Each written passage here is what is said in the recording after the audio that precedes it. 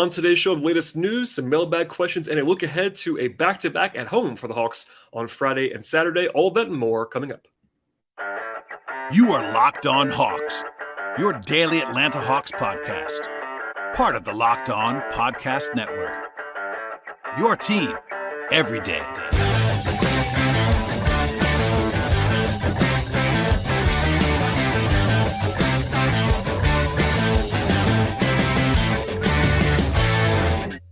Hello, friends. Welcome to episode 1393 of the Locked On Hawks podcast. I am your host, Brad Rowland, coming to you on a Thursday evening into Friday here in mid to late January.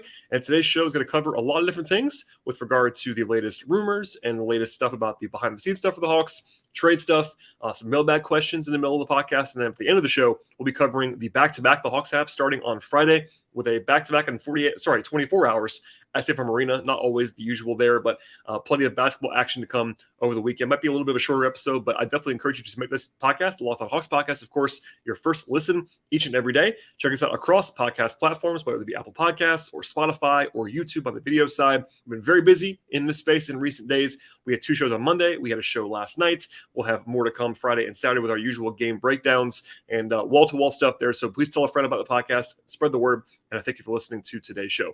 We'll dive in now to some rumor stuff. And again, some of the last couple of days I've tried to focus on the games and not done as much. On Monday, I did talk a lot about the organizational stuff that's been reported behind the scenes. And, that's definitely going to be sort of looming over everything at this point in time. But I will say, before we get into anything else, I'm recording this podcast on Thursday, January 19th. We are 3 weeks exactly from the trade deadline. Now, the Hawks don't necessarily have to make a trade in the next 3 weeks, but they're going to be in rumors pretty much the entire way. I can tell you that right now. And we're basically there. I mean, obviously, we're past the halfway point of the season, and no longer does the rumor mill stuff seem so far away because most deals happen in the final week or so before the deadline. And we're almost there. 3 weeks away from right now to kind of set stage a little bit from what's going to be happening in the coming days. All right. With that said, I got a lot of mailbag questions about the latest rumors. So instead of answering those, I'm going to kind of just go through them here at the top of the podcast. Jeff Schultz of The Athletic wrote earlier this week a pretty scathing column about Tony Ressler and the Hawks ownership group and the front office situation, basically saying that the issue started at the top, in his opinion, and I would agree with that, honestly. That premise is pretty spot on, I think, right now. I used to get yelled at a lot for daring to question Ressler and the ownership group when their approval rating was a lot higher for the ownership group than it is now. It seems like more of a consensus these days. People are a little bit more frustrated with the Hawks ownership group.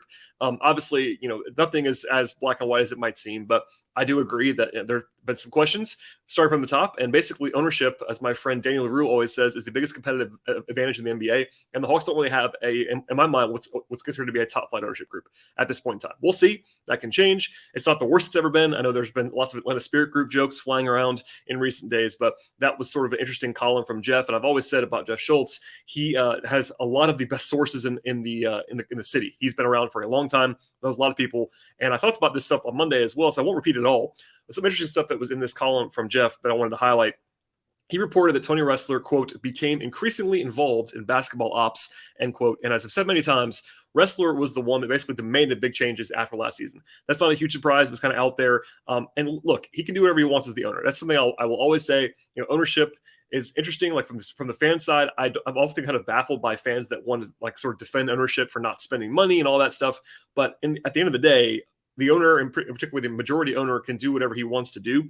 And it goes back to the meddling that I am not a huge fan of as someone on the basketball side of things. Schultz also added one more detail to report from the AJC earlier this week that I talked about on Monday about Ressler rejecting a trade in the last year, saying in his column, Jeff did, that it was to a Western Conference team, quote, and quote unquote, and it was because he did not want to break up the core, was the way that it was framed from Tony Ressler. Now, that is very funny because John Collins has been available in trade for basically 3 years now, and any deal involving him would break up the core. So it's just a little bit strange. Like if that was actually the reasoning for Ressler to block a deal involving Collins, then basically no deal would have worked for Collins. I'm not sure what it would have said beyond that, but it's just kind of an interesting framing through that lens. I'm still not at a place where I can like firmly report what the deal was that Ressler squashed.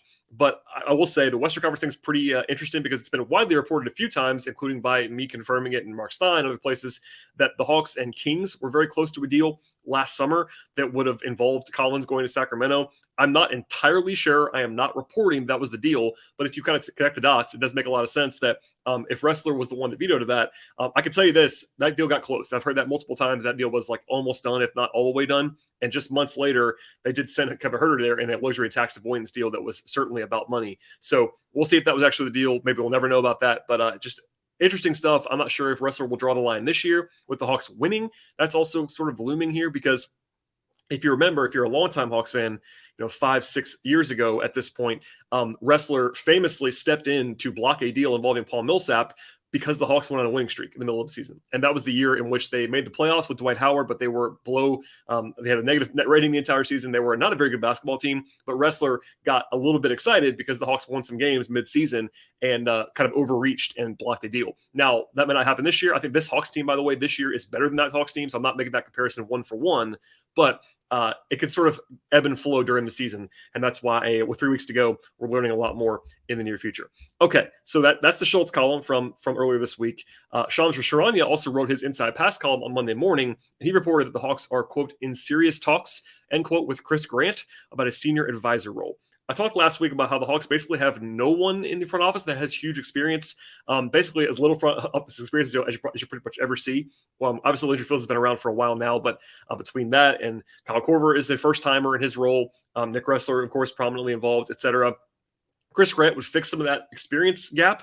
Definitely a mixed track record for Chris Grant. He was in Cleveland as the GM for a long time, a long while ago. He was a staffer for the Hawks when I was much younger, for about, basically 20 years ago. He's been around the league for a long time. He's currently with the Spurs. That's all I know. I've not heard anything about this, like being done or not being done. But, Chris Grant is a name that's been around for a long time. He would definitely bring that former GM angle. The Hawks used to have Rod Higgins, who had been a former GM. They had Larry Riley, who had been a former GM. They usually have somebody around the organization that's been a former GM in the league. And Chris Grant would sort of check that box, but we'll see if that gets done in the near future. Also, Shams reported that the Jazz are currently the most engaged team on John Collins. Now, it's important to keep in mind, Danny Ainge is the decision maker in Utah. And he is kind of well known for always being in the rumor mill, but also asking for the moon in trades and also not getting stuff done most of the time. So I have my guard up there. Just because you're linked to a deal with Danny Ainge does not mean there's going to be a deal happening. That's for sure. Shams noted that Malik Beasley, who's an Atlanta product, by the way, locally, and Jared Vanderbilt, quote, could interest, end quote, the Hawks. That's been a popular fake trade package that I've been asked about many, many times in the recent past. I'm not the biggest Beasley guy in the world, but he definitely has some value for sure. He's a dynamic shooter. He actually has top 5 3-point volume in the league this year. He is not afraid to get out some shots. Having both him and Bogdanovich together does not make a lot of sense to me, particularly on defense, where Beasley is not very good, as long as obviously Boog is not really good at this point either. And also, you have Griffin on the roster to develop in the future. I'm not saying you can't have that. You can't have too many wings, but with Beasley basically is a pure shooting guard in my mind as well. Not a great defender, not the greatest fit, unless you're going to move on for Bogey some other way. But anyway, we'll circle back to that if it gets serious in the future, but it's not my favorite package in the world.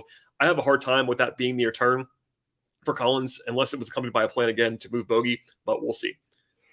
Also, something about from Mark Stein, famously, about a 3-team proposal that the Hawks would actually be sending Collins out in to Utah and Malik Beasley to Cleveland in that deal, with no exact details about what the Hawks would be getting back in that hypothetical transaction. He did mention that Karis LeVert, who's currently in Cleveland, would probably be leaving Cleveland in that deal. I'm not sure it's because him going to the Hawks. And similarly to Beasley, not the best fit in the world. LeVert is a pretty decent player, but not a great fit with what the Hawks need. He definitely has to have the ball to be successful. The Hawks have plenty of on-ball creation with Trey and DeJounte. He's not the greatest knockdown shooter.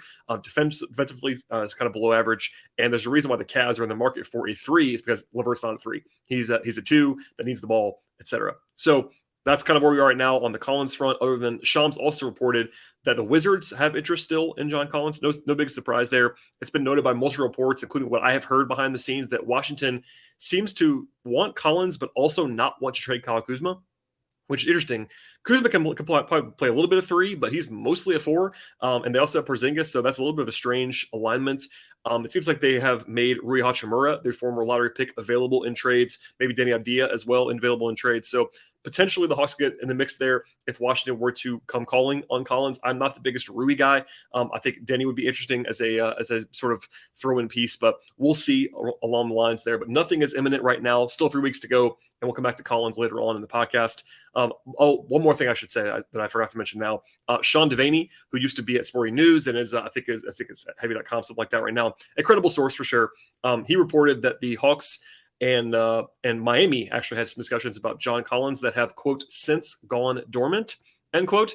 It was reported, and so some of the aggregators kind of rounded it up as like an active rumor when Devaney literally wrote that it's dormant at this point in time. But that deal that was discussed at one point would have been Duncan Robinson and Caleb Martin to the Hawks, perhaps with a protected draft pick is what he said as well.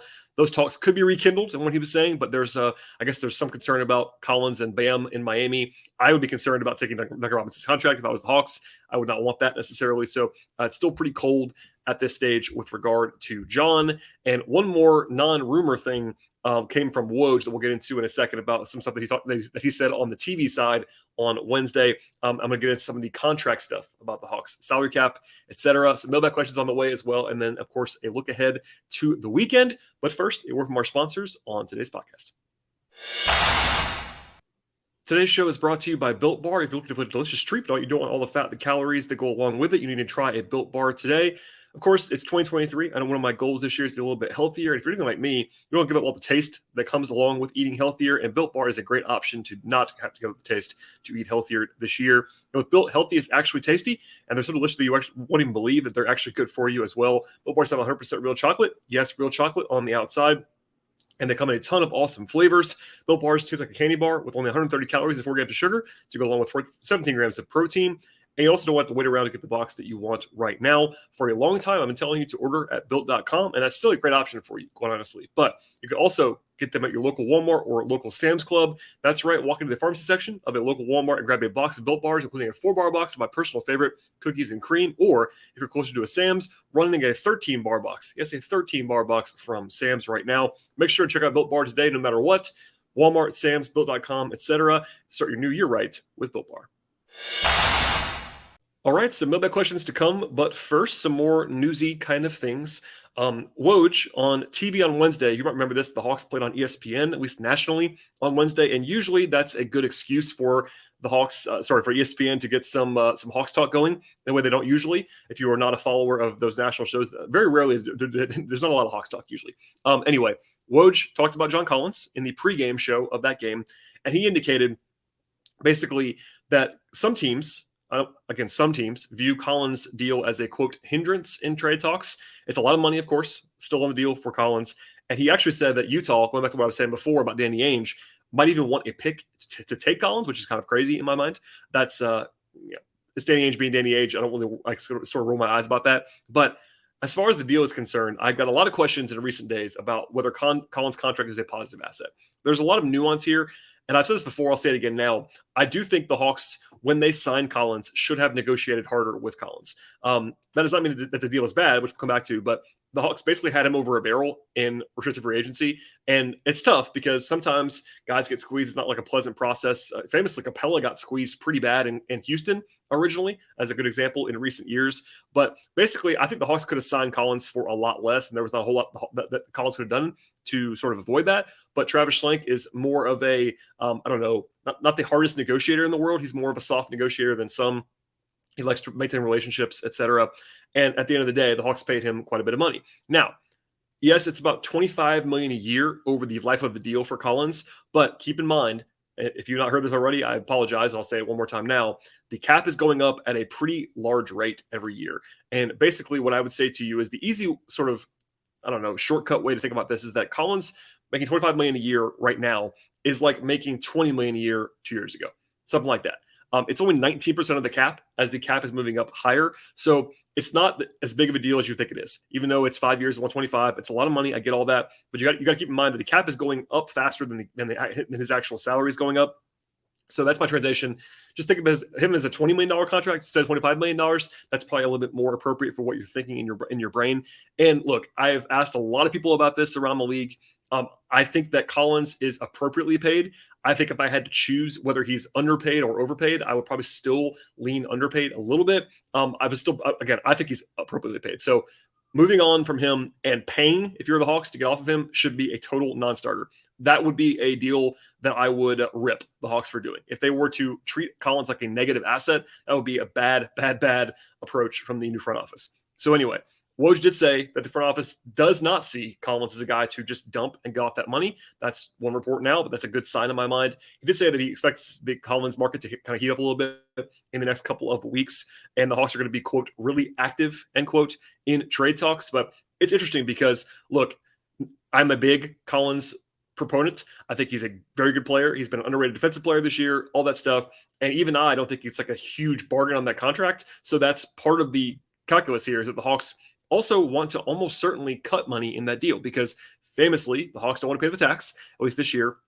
And moving forward, they're going to have some real tax issues. And so if they don't move on from Collins in the coming days and save some money in that deal, they're going to be up against it. And that's part of this as well. Okay, we'll come back to Collins in a minute, because there's one more question that involves Collins, but let's go away from that for now. One piece of news is that Donovan Williams, the two-way contract announcement from the Hawks, actually happened a couple days ago. And interestingly, Mike Scotto of Hoops Hype reported that Williams' deal is actually a 2-year two-way contract. Now, that's not out of the ordinary. Some guys do that, but most of these deals are 1-year deals.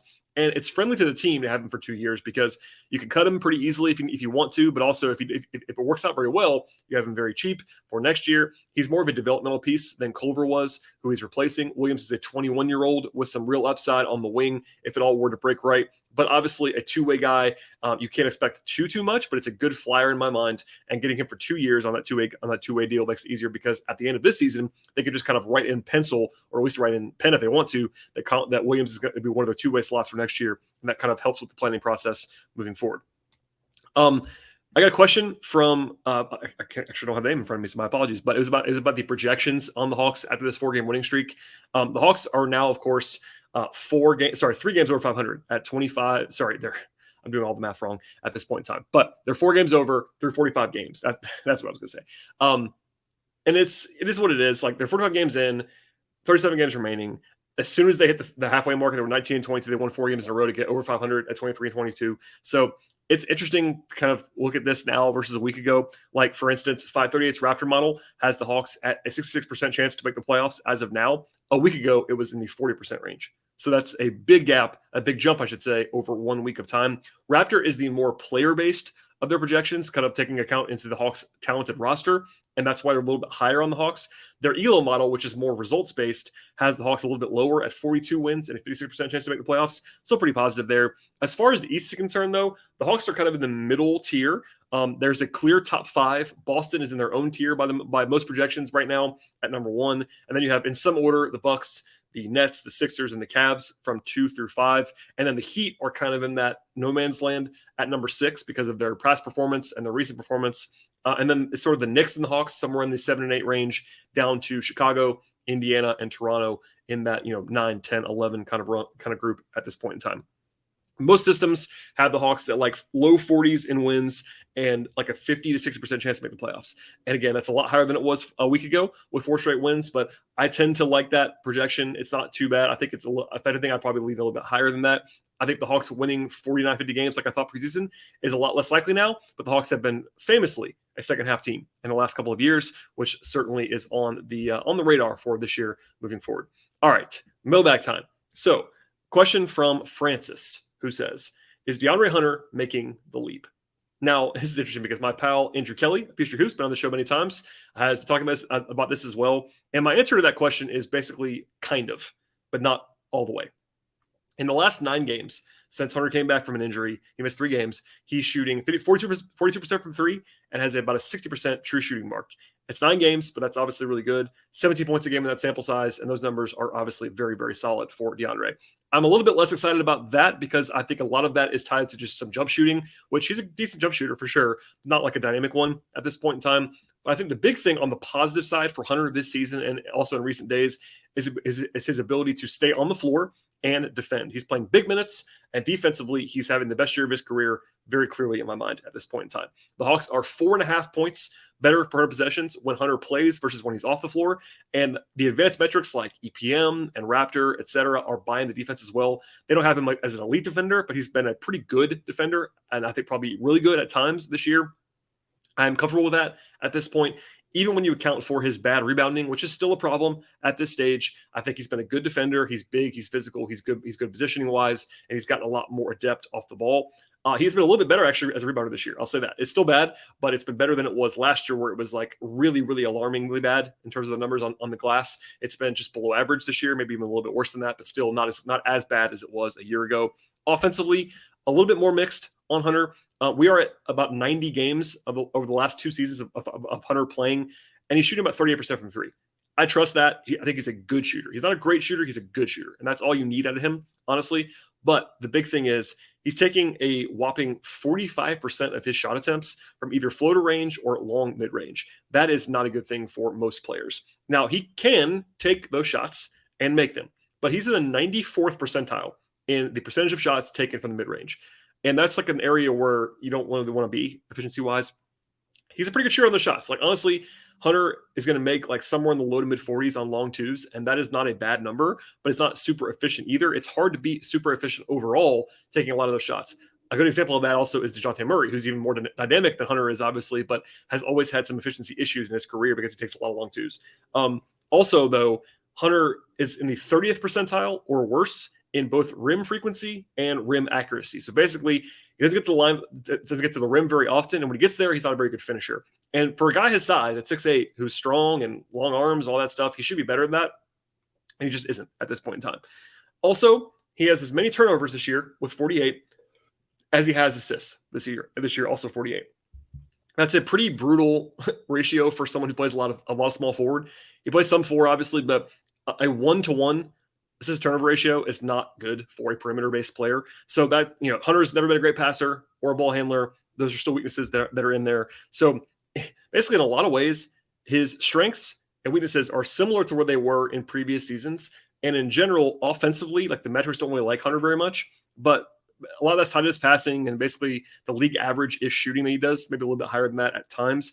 But I will say this on the positive side, and this sort of on a higher note, he's third on the team in minutes. That's huge. He's the most valuable perimeter defender on the team by a wide margin. And there's just a lot of value to a guy being 6'8", who can play 2 forward spots. He can play defense. He spots up and makes shots if you ask him to do that. So I wouldn't say he's made a huge leap this year, but you have to feel better about him now than you did a year ago, probably because he's contributing, he's available, he's plugging and playing. I think, again, defensively, he's having the best year of his career pretty solidly, and that's a big deal for this Hawks team. He is definitely not the number one part. That's probably Capella, and maybe even, system-wise, all this stuff. I think Hunter, though, it's been shown he's very important to the defense when he's out there versus when he's not out there. Part of that, too, his backups are, but I think it's been an encouraging season for Hunter. I don't think he's making this giant leap, but the player that he's been this year is appropriately paid on that contract, which is kind of that's all you really needed out of Hunter. I think last year, and we talked about this at the time, that extension that he got was speculative. The Hawks needed him to be more available and better to earn that deal. I think he's been more available and better so far. So that's it's not like blowing you out of the water, but recently he's been better, and for the full season, I think you've seen strides forward from him to where nobody should be like panicking about that contract, which is a good thing moving forward for the Hawks. All right. We'll have 1 or 2 more mailbag questions in a second, and then we'll get into the end of the podcast, which will be a little bit of a look ahead to the games on Friday and Saturday. But first, a word from our sponsors on the show. Today's show is brought to you by BetOnline, and the NBA is, of course, the centerpiece of this podcast on a daily basis. It's always been out there in 2023 as basically a busy season in the NBA world, of course, as you might expect this early in the calendar. And there's also plenty of football out there as well. You have a bunch of NFL playoff action this weekend, plus hockey and college hoops and other action going on all the time. The action never stops, honestly, at BetOnline. And they're the number one source for wagering information, stats, and news this season. You can even get the latest odds and trends for every pro and college league out there at BetOnline. That includes the latest in soccer and golf and esports and tennis and auto racing, horse racing, and much more. BetOnline is also useful in gauging the latest on the Hawks. That includes point spreads and totals and money lines for each and every game. They have player props. They have the futures market covered for division odds and championship odds and conference odds, etc., as well as individual award stuff and more. BetOnline is the fastest, easiest way to get all the stuff you're looking for in the sports betting world. And if you love sports podcasts, you can also find those at BetOnline right now. Check out BetOnline either on your mobile device or your computer to learn more about all the trends and the action in the sports world. BetOnline, where the game starts. All right, a question from Austin who says, can you talk me down? I am livid about Jalen Johnson not playing against Miami, and I don't even care that the Hawks won the game. That question, of course, came before Wednesday's game, and then Jalen didn't play much at all on Wednesday either. In fact, he wasn't going to play in that game at all until foul trouble happened in the second half, and he ended up coming in. I did say this on yesterday's show, but I'll say it again now for anybody that missed it.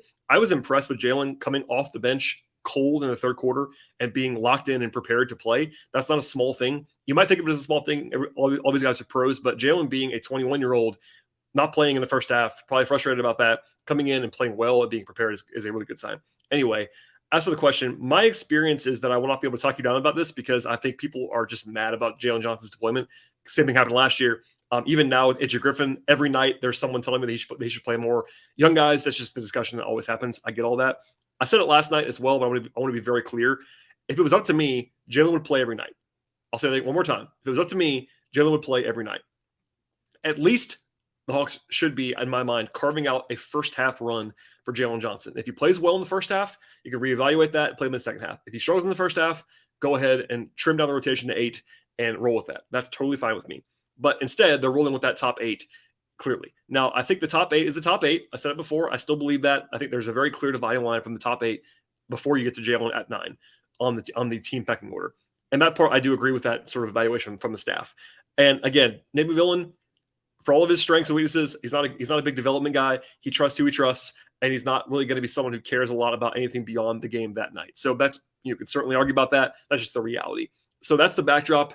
It bothers me a little bit less than other people do because I'm not just going to panic about this. I think Jalen obviously was playing very well before everybody came back, which I think contributes to the outrage about him not playing because he was playing well. And generally, I don't get as other people do about like even within games, like guys playing well and coming out with a hot hand or whatever. I think it's more variable than that most of the time.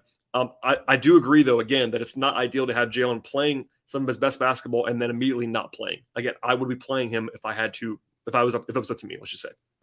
It won't surprise me if he plays a little bit more over the weekend because Bogey is on the injury report, as we'll get into in a second for Friday. He has not been playing a whole lot of back-to-backs in recent days. That's a spot that could open up for him. Obviously, Jalen and Bogey play different positions, but when Bogey is out, Hunter plays more 3, obviously. And then that's more minutes for Jalen at the 4. And somebody asked me about his long-term projection with the Hawks. It's hard to answer for Jalen Johnson because the biggest thing is Collins on the team? Is O on the team? Is Capella on the team? Because if the Hawks have all 3 of Collins, Capella, and Okongwu, there aren't that many minutes for Jalen Johnson. I know there's a thought where he could play some 3. The Hawks have not done that yet. They have not shown that willingness to do that. Maybe they would with a different coach or whatever, but I think Jalen is a 4 long-term. And I think, I'm not saying he can't play moving forward, but if you have those 3 guys on the team, there's a little bit of a ceiling on what Jalen Johnson can be minutes-wise on this roster. If they move things around, obviously the sky's the limit. There's a reason why I like that draft pick quite a bit. Jalen felt a while because he had a pretty bad year at Duke, but he was a former top 3 or 4 guy in that class. He's extremely talented. We've seen that already. He's still very young as well. He just turned 21 years old about a month ago. So the sky's the limit for Jalen Johnson still. I think certainly if I had to guess and poll Hawks fans, I think people might be a little bit too high on him right now for what he actually is. But at the same time, his future is actually very, very impressive. So that's just a typical young player thing. But I'm in on Jalen Johnson. I've always liked him. He has a very interesting skill set that I like to see him use more often. And I hope he plays more because, I mean, I guess it's a good problem the Hawks currently have. If you want to say that, I'm sure I would not use the word problem generally speaking. But the Hawks, when they're all at full strength, Nate's going to lead on those top 8 guys. We'll see if Jalen plays a little bit more over the weekend, but I think he's clearly the 9th guy on the roster, and we'll see if that sort of leans him to more playing time. But the returns were strong in the few games before everybody came back, and he was sort of bumped a little bit down in the pecking order as a result. One more question before we get to the preview at the end of the podcast comes from Abdul, who says, why would the Hawks trade Collins for cap space, or is that just a weird rumor? So I'm not sure where this one came from originally. I know it got some run on local radio and also social media, but the big thing is people, in my experience, sometimes interchange cap space and luxury tax space, and those are not the same thing. So the Hawks have famously avoided the tax this year, as predicted by me over the summer multiple times. If they trade Collins, I do think some of the reason will be to save future money on the tax. But right now, the Hawks are way over the salary cap. Salary cap. Way over, not even close. And I don't think everybody understands that necessarily. You cannot just dump Collins at his salary and then sign someone into his slot. If the Hawks were to dump Collins, they don't have room to do anything else. So this is for next year. But if you just, let's just say there are 2 teams in the league right now, actually, Indiana and San Antonio, that could just take Collins right now in season for nothing back. That's not going to happen, I don't think. But even if they could or they did that, the Hawks would still have $133 million on the books for next year with 8 players. One more time, 8 players, 133. The projected salary cap for next year is 133 exactly. And the Hawks would already be at the cap with half of their roster, basically. So even if you were to say, okay, Bogey opts out, that's $18 million off the books. You would still be at $115 million with 7 players. That means you're $18 million short of the cap with 7 guys. If you were to sign minimums for 7 players, you wouldn't have any cap space to do anything. So basically, the idea that the Hawks could dump Collins and suddenly have salary cap space is a myth. They'd have to do multiple other things, whether it be Bogey or get off of Capella or whatever. You could say it's not even worth going through all that right now. So let's just say that. Let's be very clear. The Hawks could trade Collins to save money, but that wouldn't be for cap space. That'd be for luxury tax space, and that makes your team worse without the ability to replace that guy. So we'll have much more cap stuff at the end of the deadline and then going into the summer. But there is no world where, at least not an easy world, where the Hawks could move on from Collins and then suddenly have cap space to sign someone in free agency. That does not exist, and that's the perilous nature of having a lot of money committed, because Trey makes the max. DeJounte makes a lot of money. Capella makes a lot of money, etc. Even if you were to just, again, take off Collins' salary, they couldn't just suddenly have a bunch of money to spend at this point in time. And really, they're better off at the mid-level if they do that. So they can still move Collins, as we saw with Kevin Huerter, who they had just signed to an extension a year before. They moved him for luxury tax maneuverability. And again, I think if the Hawks were to move Collins, it will pretty much stun me if they take on money in that deal. I think if they do that, they're going to save money in that transaction. But there you go. To answer the question, it's probably just because it's one of those like salary cap nerd things. But cap space is gone for a while. Just assume that if you're a Hawks fan for a long time now, cap space is not really going to be a plan moving forward. Okay, last thing on the show. The Hawks play a back-to-back on Friday and Saturday, home games against the Knicks and the Hornets. The Friday game against New York is much more in view right now. Obviously, we're going to play that one first. New York is the best they've been on offense for about a decade now. The Hawks are also 1-1 against the Knicks this season. They split the first 2 meetings, etc. And the Knicks, weirdly, are awesome on the road. They're number 2 in the league in net rating and win-loss record on the road this year. Kind of some noise there, but still. Offensively, they're pretty good. Weirdly, they're top 10 in the league. That's a not usual thing for the Knicks. But they add Jalen Brunson, a good Julius Randle season, etc. They're pretty good, except for shooting. They're a pretty bad shooting team, but they're top 5 in turnover rate, top 3 in offensive rebound rate. They have 3 scorers in Randle, Brunson, and Barrett. And the Hawks have had some success against them defensively in the past, for sure, but a different team this year, for sure, with Brunson on it. Defensively, they're pretty good, not elite. They do sort of contest shots at a high level, but they don't really create turnovers at all, which is interesting. So we'll see if the Hawks can sort of take care of the ball. And I had a full preview over on my Patreon as well, at patreon.com/BTRowland. But the Hawks are, according to BetOnline, right now 4-point favorites at home in that game on Friday. Injury stuff. Trey is questionable with the ankle. Not a huge surprise after he left the game on Wednesday. We'll see if that sort of is bothering him enough to keep him out of the lineup on Friday. And then Bogey is questionable with knee soreness. Now, that is a question because, famously, as discussed last night, Bogey played 19 straight minutes in the second half on Wednesday. And I'm not telling you, because we'll never know this, that's why he's maybe unavailable for Friday. But it didn't look great then, and I didn't love it then. And now it looks even worse optically for the Hawks to have played him as much as they did last night and have him be questionable on Friday. I will say maybe the Hawks would be strategic and rest him on Friday to play him on Saturday, because he's not been playing back-to-backs much at all. So that might be part of the plan here, is to rest him Friday and play him Saturday. But even though I know Hawks fans are not the highest on Bogey right now, he helps against the Knicks a lot. His shooting, especially against a team that likes to pack the paint, would be very helpful. Yes, you have Griffin, but they don't have a lot of knockdown shooting besides Griffin and Bogey. So to have one of those guys out against New York would be pretty bad in my mind. So we'll see if that all goes. But right now, the Hawks are a small home favorite in that game. The Knicks are playing well this year. They're a good team. They're not incredible, but they're a solid, good team and good on the road. So a nice test on Friday for the Hawks. And then Saturday, back-to-back at home. A little bit weird thing there. They actually have a big rest disadvantage against Charlotte. Charlotte has 2 days off before that game. They actually don't play again until they play Wednesday and then Saturday. So all that said, the Hornets are bad. So that's part of the calculus here. They're 12-34 this year. They're 2-8 in the last 10. They're bottom 5 on offense, bottom 5 on defense. LaMelo Ball has actually helped them when he came back this year after missing much time, but he's hurt again now. He actually rolled his ankle. I think it looked like pretty bad on Wednesday. So we'll see if that impacts him going into Saturday. But no matter what, the Hawks will be favored in that game.